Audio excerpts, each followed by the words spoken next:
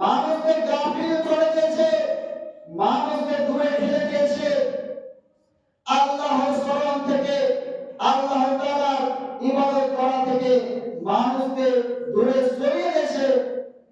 প্রাচুর্যের প্রতিযোগিতা, কি করে আমার বড় বড় বাড়ি হবে, কি করে আমার বেশি টাকা হবে, এই যে মানুষ প্রতিযোগিতা করে যে ওর অনেক টাকা রয়েছে, ওর অনেক বড় বাড়ি রয়েছে, আমার কেন বড় বাড়ি আমি কেন করতে পারবো না, আমি কেন তার চাইতে বেশি টাকা ইনকাম করতে পারবো না, এই নিয়ে মানুষ প্রতিযোগিতা করে।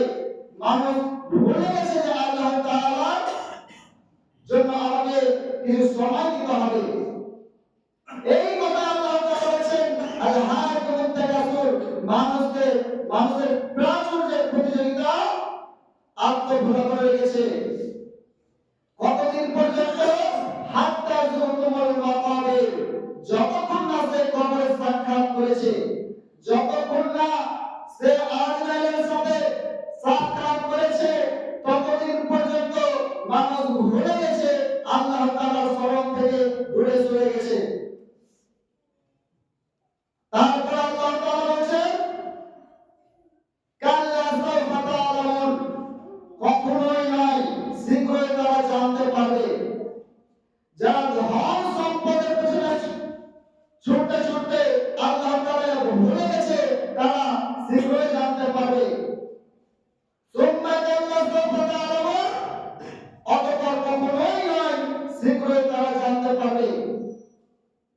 যারা মনে করে কাল্লা শব্দের অর্থ হলো কখনোই নয়, যারা ধন সম্পদের পেছনে ছুটতে ছুটতে নিজেকে আল্লাহ তাআলার স্মরণ থেকে গাফিল করে দিয়েছে, বা যাদের এরকম ধারণা রয়েছে যে মরার পরে আমরা মাটির সাথে মিশে যাব, আমাদেরকে জীবিত করতে পারবে না,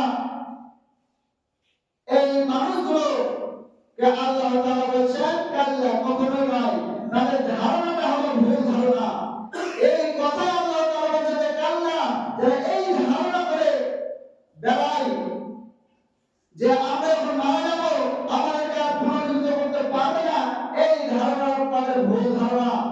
সাওফা তা'লামুন, শীঘ্রই তারা জানতে পারবে যে আল্লাহ তাআলাকে সে কেন সময় দেয়নি, আল্লাহ তাআলার স্মরণ থেকে সে গাফিল হয়ে গেছে, অতি শীঘ্রই সে জানতে পারবে যখন সে আজরাইলের সাথে সাক্ষাৎ করবে। আল্লাহ তাআলা তারপরে বলেছেন, কাল্লা লাউ তা'লামুনা ইলমাল ইয়াকিন, যদি প্রত্যেকটা মানুষ নিজের জ্ঞানে জানতো যে আল্লাহ তাআলাকে আমাদের সময় দিতে হবে, এটা যদি প্রত্যেকটা মানুষ জানতো নিজ জ্ঞানে, তাহলে অধিকাংশ মানুষ আল্লাহ তাআলাকে স্মরণ বেশি বেশি করত, আল্লাহ তাআলার রাস্তায় বেশি বেশি ধন সম্পদ ব্যয় করত। যদি মানুষ নিজ জ্ঞানে আল্লাহ তাআলা সম্পর্কে জানতো। তারপরে আল্লাহ তাআলা বলেছেন, লা তারাউন্নাল জাহিম, অবশ্যই তুমি জাহান্নাম দেখবে। যারা আল্লাহ তাআলাকে সময় দেয়নি, যারা আল্লাহ তাআলার স্মরণ থেকে গাফিল হয়ে গেছে, তারা অবশ্যই জাহান্নাম দেখবে। যারা জাহান্নাম করে বিশ্বাস করেনি, যারা জাহান্নামকে অস্বীকার করেছে, তারা অবশ্যই জাহান্নাম দেখবে। তারপরে আল্লাহ তাআলা বলেছেন, তুম্মা লা তারাউন্নাহা আইনাল ইয়াকিন, তারপরে আল্লাহ তাআলা বলেছেন যে অবশ্যই তুমি নিশ্চিত চাক্ষুষ দেখবে, তুমি তোমার চোখের দ্বারা জাহান্নামকে দেখবে। সুম্মা লা তুসআলুনা ইয়াওমাইযিন আনিন নাঈম, তারপরে আল্লাহ তাআলা বলেছেন প্রত্যেকটা মানুষকে জিজ্ঞেস করা হবে। দুনিয়াতে যত মানুষ রয়েছে প্রত্যেকটা মানুষকে আল্লাহ তাআলা জিজ্ঞাসা করবেন তার নিয়ামত সম্পর্কে।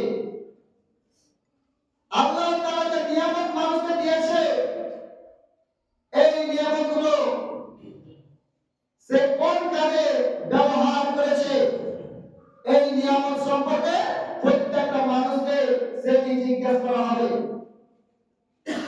আমরা যদি আল্লাহ তাআলার